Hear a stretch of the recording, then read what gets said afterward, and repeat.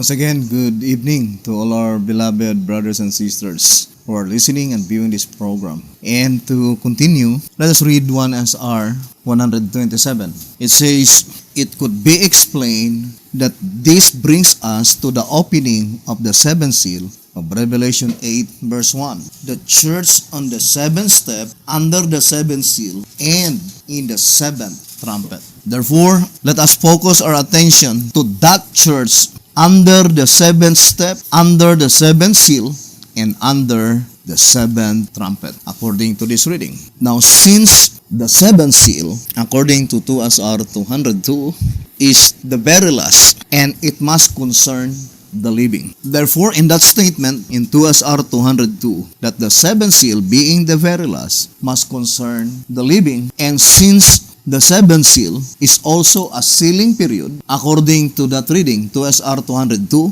as well as 2 SR 215, and accordingly, in 1 SR page 28, saying, according to these scriptures, which are plainly stated, we must conclude that the saints of God are sealed with present truth in all ages, and whatever that present truth is, that is the seal. Therefore, the church on the seventh step, or the church under the seventh seal, must be the church by which the present truth is committed by God or bestowed by God into that church. Because the Shepherd's Rod is plainly telling us in 2 SR 125 that God's church, it says, God has never had more than one movement in existence at a time, and it could not be otherwise now, for Christ cannot be divided. See 1 Corinthians chapter 1, verse 13. God's church is well marked in every generation by obedience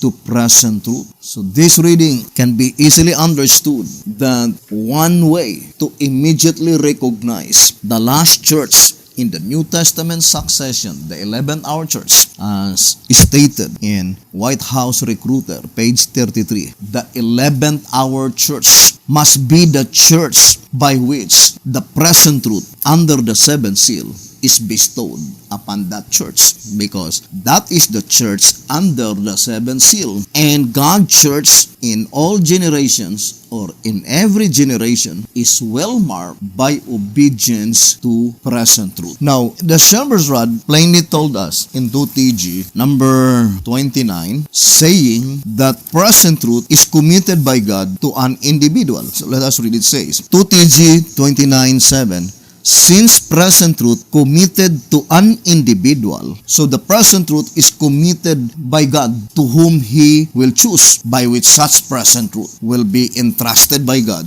to such individual. In 11 Symbolic Code, number 3, page 5, it says, present truth comes only from God. Therefore, it is the absolute prerogative of God that He will choose someone to bestow such present truth. And for sure, that present truth, brothers and sisters, must be committed to the inspired channel. Now, let us read 2 SR page 179. This reading, it says here, on 2 SR page 179, it says, who then is a faithful and wise servant, whom his Lord hath made ruler over his household, to give them to the world meat in due season, present truth. Verse 45. Note that there is a question as to whom this faithful servant could be. So there is a question as to whom this faithful servant could be. If that people to whom primarily this gospel was committed had been faithful, then the following promise would have been theirs. Blessed is that servant whom his Lord, when he cometh, shall find so doing. Verily I say unto you, that he shall make him ruler over all his goods. Verses 46 and verse 47. And then it says, the significance of all his goods is the finishing of the gospel, bringing everlasting righteousness, and ushering in the kingdom of Christ. What a wonderful promise. Now, if the significance of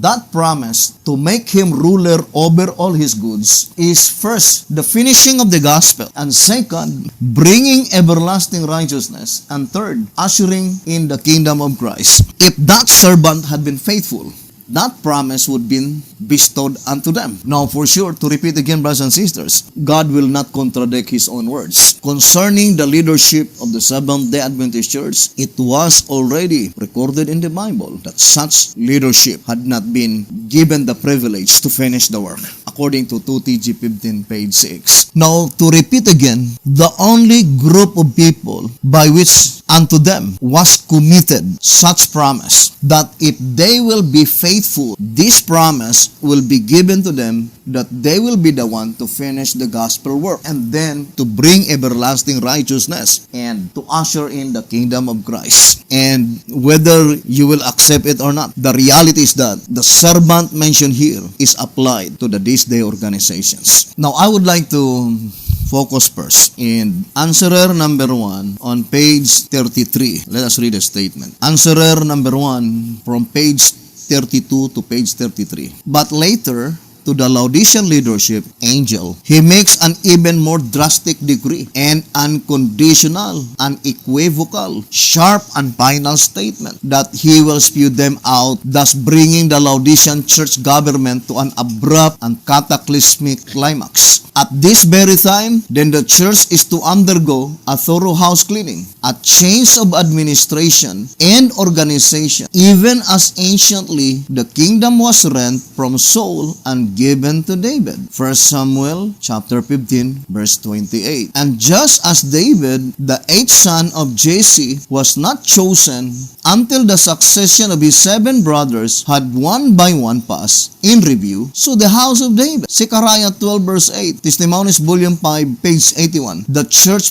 freed from the tares, the 8th church in the New Testament succession was not to come into being until the succession of 7 had passed one by one. Truth is truth and sense is sense. Let us have them both. 1TG number 6, page 32. Now let me ask you an honest question. Brothers and sisters, who are they, the 7 antitypical brothers of David? Remember, historically, in 1 Samuel 15, when God rejected King Saul, Samuel went to the house of Jesse, and one by one, the 7 brothers of David had been passed, and not even one among 7 had been chosen. And we know that the youngest, David, is the one that had been chosen by God. Now, to repeat again, who are they, the 7 antitypical brothers of David? Because if there is type, there must be an antitype. Now, the Seventh-day Adventist Church is represented by Saul. And that movement, brothers and sisters, in 1931, the leadership represented by Saul was already rejected by God.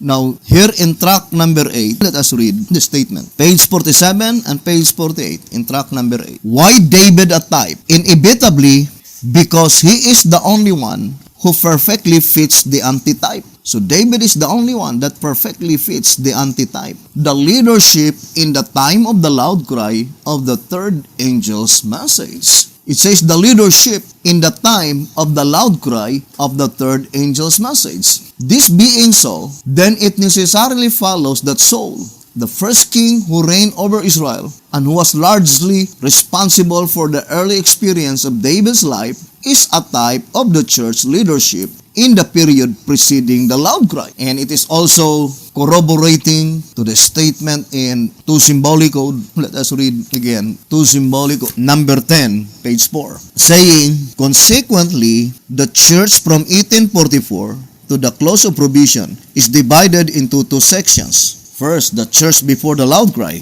And that is the statement in track number 8, page 47 and 48. The leadership that was raised in 1844 represent antitypical Saul, the church before the loud cry, and the church in the time of the loud cry. Now, let's go back again here in track number 8, page 47 and 48. And it says, this being so, then it necessarily follows that Saul, the first king who reigned over Israel, and who was largely responsible for the early experience of David's life, is a type of the church leadership in the period preceding the loud cry.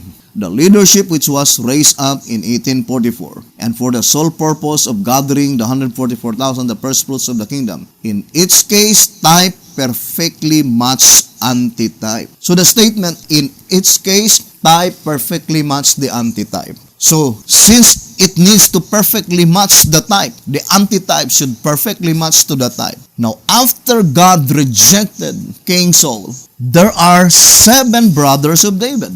That these 7 brothers of David pass one by one, not until the 7 brothers of David pass one by one, that is the time when God chose David.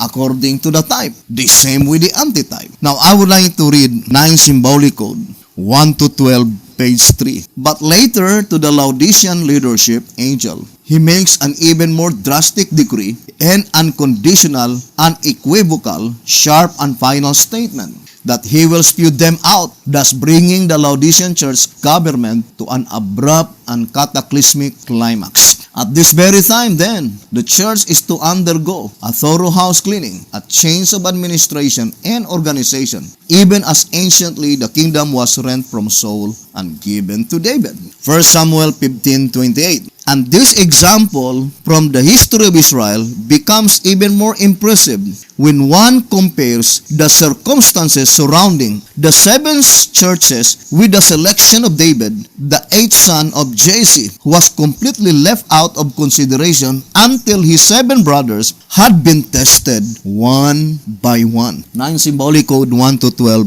page 3. Therefore, in this study, we can easily understand that there are 7 typical churches. There must also 7 antitypical churches. The 7 typical churches, we know that is the Ephesus, the church that had been organized by the apostles, and then Smyrna, the Lutherans, Pergamo, Thyatira, Sardis, Philadelphia, and Laodicea, or Lutherans, Presbyterian, Methodist, Baptist, the First-day Adventist, and the Seventh-day Adventist Church. These are the 7 typical churches. And the last church of the 7 typical churches is the Seventh-day Adventist Church, which is antitypical Saul.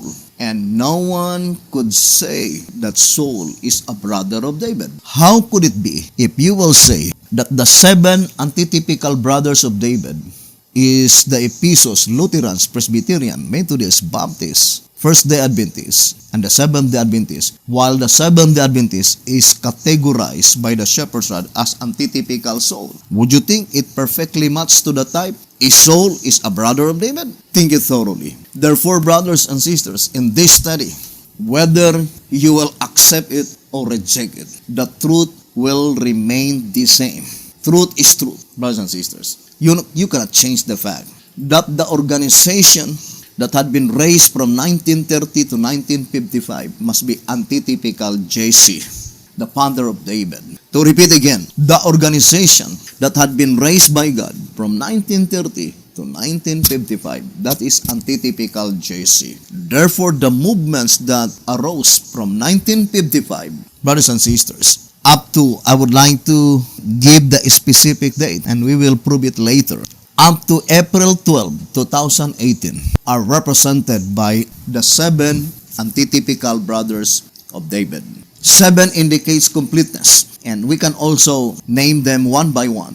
Among the Davidia, we have the Branch Davidian, we have Bashan, and we have Salem, and we have Waco, we have Mountaindale, the Waveship Ministry. Brothers and sisters, all of them stands as far as the Bible and as per prophecy are thus concerned, represents the 7 antitypical brothers of David.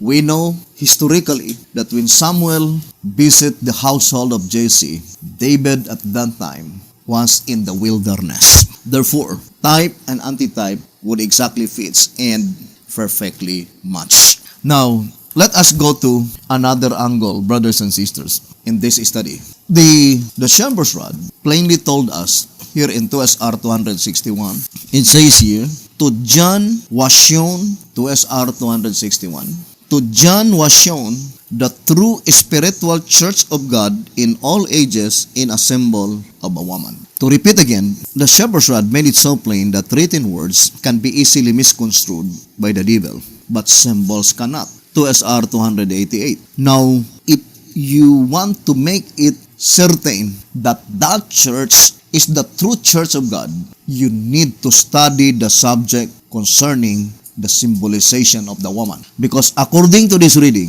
in 2SR 261, the true church of God in all ages, without any exemption, all ages, was shown by God to John in a symbol of a woman. Now, let us now study closely concerning the church symbolized by the woman. Here in the shepherd's rod, in 2SR 267, it says here, let us study carefully. A great searchlight by the power of the Spirit shining through the types is the only medium that can remove the obstruction and clear the way to an understanding of this and many other mysteries that are considered incomprehensible and that baffle the human mind. It says, therefore the temple type of the church woman is the only channel by which these questions can be answered. Now I would like to read again. It says, therefore the temple type of the church woman is the only channel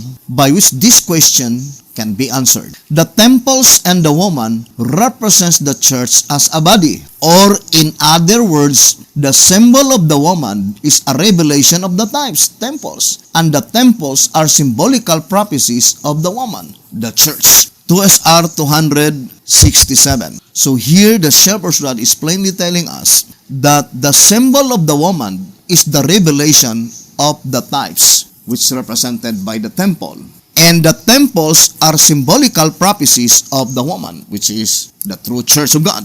2SR page 267. Now, let us study closely, brothers and sisters. First, concerning the temple. Let us read 2SR 268. It says, therefore, these two temples are types of two sections of the Christian church with the antitypical sanctuary service made up of these two laws, moral and ceremonial. Remember, the shepherd's rod in this reading definitely stating the absolute fact that the two literal typical temples are types of two sections of the Christian church. What church? Christian church. By which these two Christian churches are made up of two laws, the moral and ceremonial law. Now, brothers and sisters, it is high time now to study closely the book of Daniel and the book of Revelation. Remember, the voice of inspiration here in 2SR 268, as we continue, it says, the first section of the Christian church from the crucifixion to about 538 AD. So what church mentioned here? Of course, the Apostolic Church. But we need to understand, brothers and sisters, that in the early Christian church, it is divided into two sections. The Apostolic Church, which is the second candlestick in Revelation 11:3. Because in the Bible, there are 10 candlesticks. 2 candlesticks in Revelation 11:3. Then 7 candlesticks in Revelation chapter 1 to chapter 3. 2 plus 7, 9, and then the candlestick in Zechariah chapter 4. And the shepherd's rod is very plain in 2SR 284. 2SR 284, it says, therefore, the two candlesticks represents the Old and New Testament church. New Testament churches, Jewish and Christian.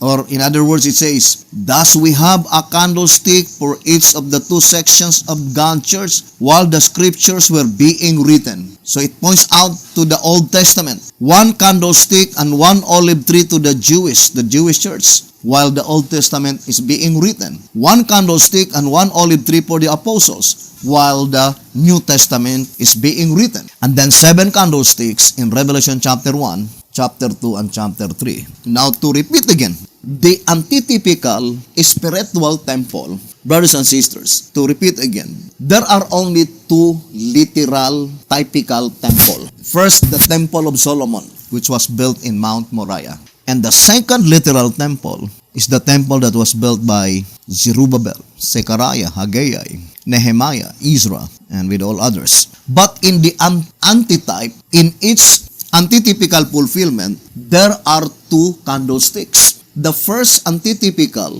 spiritual temple is made up of 2 candlesticks. The Apostolic Church, the second candlestick in Revelation 11:3, and the Ephesus, the first candlestick in Revelation chapter 1, chapter 2, and chapter 3. And we know that the Apostolic Church ended in 100 AD when the New Testament were already completely written, because the description given in 2SR 284 while the scriptures were being written according to the voice of inspiration. Therefore, for 100 AD up to 538 AD, it is already the period of the second section of the early Christian church, the Ephesus, by which later on it became Catholics. Now let us read again the statement here in 2SR 268. It says, the first section of the Christian church from the crucifixion to about 538 AD was endowed with just such a sanctuary. That is, they had a perfect knowledge of the work in the heavenly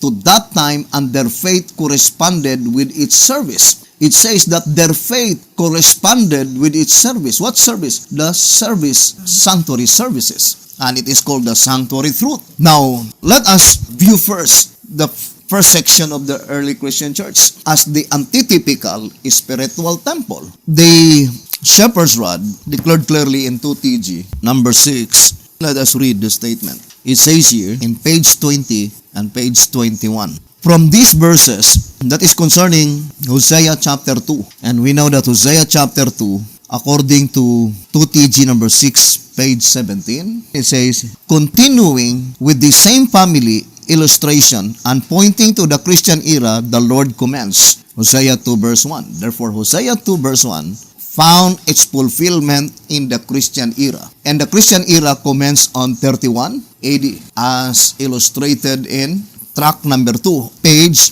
13, represented by the mountain of brass, saying, track number 2, page 13, so being of brass, the mountains denote that the church which they symbolize is in period number 3. And the fact that there is a third period presupposes two preceding periods, making in all 3 great divisions of time. The first from creation to the flood, the second from the flood to the crucifixion of Christ, and the third from the crucifixion to second coming. The Christian era is therefore the one to which the symbolical mountain of brass apply. So the Christian era commenced from the crucifixion. Now here it says in 2TG number 6, page 20 and 21, concerning Hosea chapter 2, verse 8 to 12, by which the vision that was given by God to Hosea, predicting, saying, I will also cause all her mirth to cease, her feast days, her new moons, and her Sabbaths, and all her solemn feasts. Now, what is the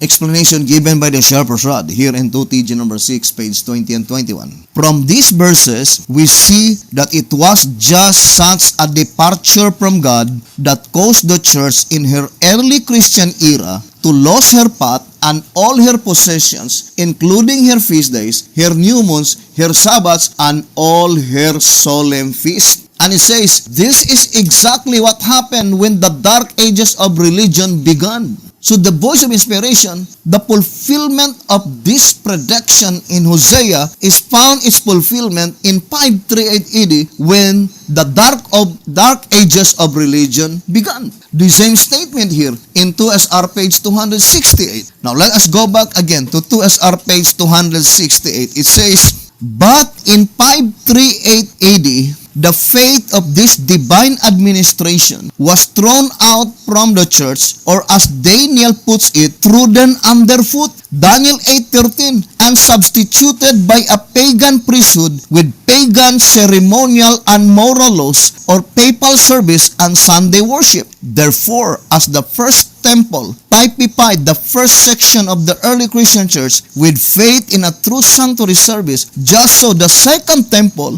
has prefigured the last section of the same church with faith in a sanctuary service that would be identical with the first. Now ponder deeply this statement in 2SR 268. And then try to understand the Word of God as illustrated in the groundwork. Because according to track number 5, page 34, fulfilled prophecies are employed by the Scriptures to serve as the groundwork so that we could be able to understand the unfulfilled prophecy. Now, in this occurrence, brothers and sisters, if you will read 2SR 271, I would like to read the statement. as type destroyed type. So antitype must have destroyed antitype. I think this reading is not difficult to understand. The Shepherd's Rod is plainly telling that if there are two literal typical temples that had been destroyed, there must also be two antitypical spiritual temple that will be destroyed. And it is also closely connected to the statement in 2SR 112, saying, as the nondescript beast tells the fall of the church in the period he represents, so must the scarlet coat.